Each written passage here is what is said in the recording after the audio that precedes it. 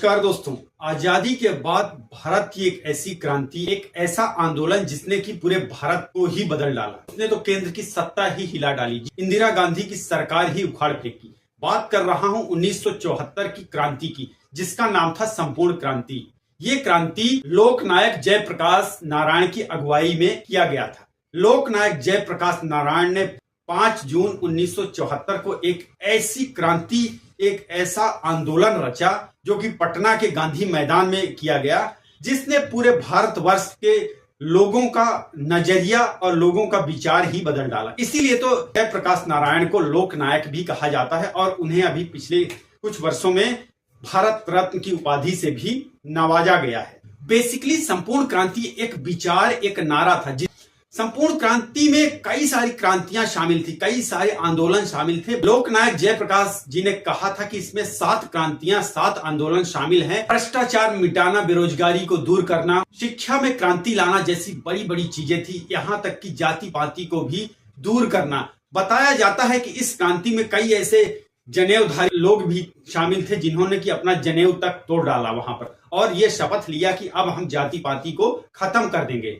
5 जून 1974 की वो शाम के 5 बज रहे थे जब गांधी मैदान खचाखच भरा हुआ था लाखों लोगों की भीड़ से। दोस्तों, इसी भीड़ में एक ऐसा शख्स, एक ऐसा लोकनायक जयप्रकाश, जिन्होंने कि युवाओं को संदेश देना शुरू किया और इस क्रांति का आह्वान किया।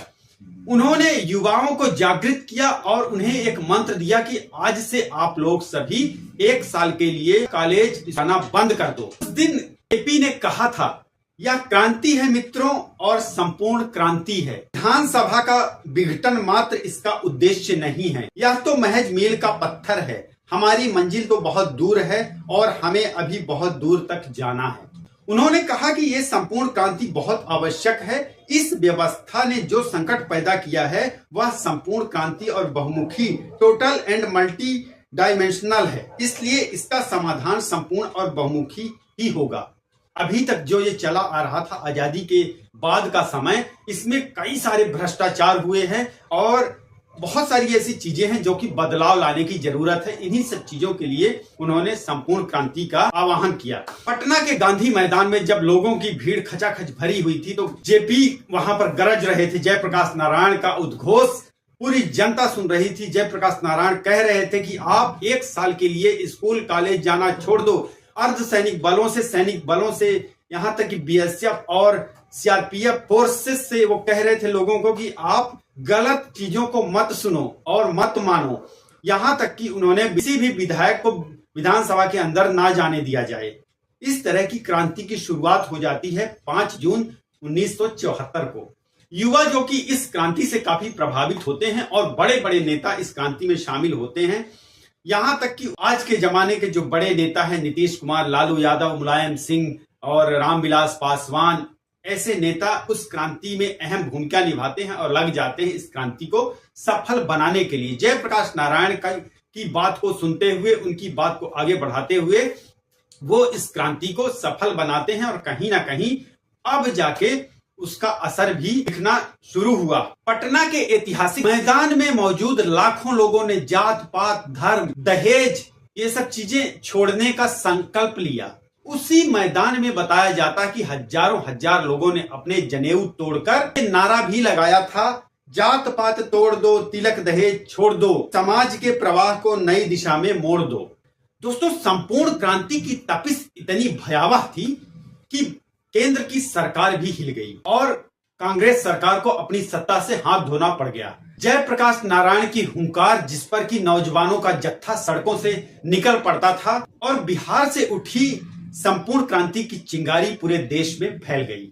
जेपी के नाम से मशहूर जयप्रकाश नारायण देश के घर घर, कोने कोने तक पहुंच चुके थे और क्रांति के पर्याय बन चुके थे। इन्हीं के साथ में शामिल थे लालू यादव, नीतीश कुमार, रामविलास पासवान और सुशील मोदी। जयप्रकाश नारायण ने कहा था कि संपूर्ण क्रांति यानी कि मेरा मतलब है, इस क्रांति का मतलब है आज के सबसे अधिक दबे कुचले हुए लोगों को सत्ता के शिखर पर देखना। जयप्रकाश नारायण ने कहा था कि ये जो क्रांति है, इस क्रांति को चलाऊंगा मैं, सुनूंगा सभी की लेकिन करूंगा अपने मन की। जो मैं कहूंगा वैसे ही होता रहेगा, तो ये समझ लीजिए कि ये क्रांति सफल होगी। और हुआ भी वैसे ही। उस समय का क्रांति में शामिल हुए नेता थे वो आज की डेट में शिखर पर हैं, और अब काफी हद तक उस जाति पाति इन सब चीजों से समाज आगे बढ़ चुका है। समाज के हर वर्ग को समान मौके भी मिलने लग गए हैं। यहाँ तक कि काफी कुछ बदलाव हुआ है। इस क्रांति ने पूरे देश को बहुत कुछ दिया है। बाद में जब नेताओं को समझ में आया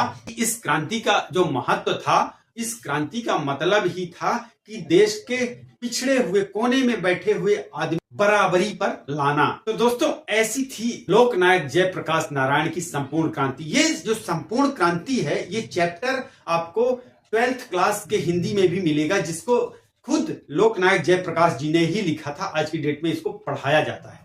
उस क्रांति के दौरान 10-12 लोगों के ऊपर गोलियां भी चलाई गई थी। जहां कहीं भी उस समय बिहार में जब सरकार ने कड़ा एक्शन लिया, तो जहां जहां इस क्रांति में सम्मिलित लोग मिले उनके ऊपर गोलियां भी चलाई गई, उनको मारा गया। लेकिन जयप्रकाश नारायण ने कहा था कि शांति ही पर्याय है इस क्रांति को सफल बनाने के लिए। इसका जवाब आपको किसी भी हिंसा से नहीं देना है, शांतिपूर्वक आपको प्रदर्शन करना है, शांतिपूर्वक आप इस जो हो रहे कामकाज को ठप करना है, रोकना है, विधानसभा को भंग करना है, विधायकों को विधानसभा जाने से रोकना है, स्कूल कॉलेजों को बंद कर देना है 1 साल के लिए, ताकि नई शिक्षा नीति लागू हो सके। तो इस तरह से लोगों को समझाते हुए उन्होंने रोका था। नहीं तो 10-12 लोगों के ऊपर जो गोलियां चली थी और वो लोग गांधी मैदान में आकर खड़े हो गए थे, भीड़ ने उनको देख लिया था, उग्र हो गई थी भीड़। लेकिन जब जयप्रकाश नारायण ने उनको समझाया तो वो सभी मान भी चुके थे, और इस तरह से संपूर्ण क्रांति का आगाज किया लोकनायक जयप्रकाश नारायण ने। तभी तो आज एक वो बहुत बड़े लोकनायक बने हुए हैं, और उनका नाम आज भी अमर है, किताबों में अमर है, पूरे दुनिया में अमर है, भारतवर्ष में ना अमर है। दोस्तों, जयप्रकाश नारायण का जन्म 11 अक्टूबर 1902 को सिताब दियारा बिहार भारत में हुआ था। उनकी मृत्यु 8 अक्टूबर 1979 को पटना में हुई थी। 76 वर्ष की आयु में उनकी मृत्यु हो गई थी। जयप्रकाश नारायण की शिक्षा की बात करें तो उन्होंने पटना कॉलेज से अपनी हायर एजुकेशन शिक्षा ली।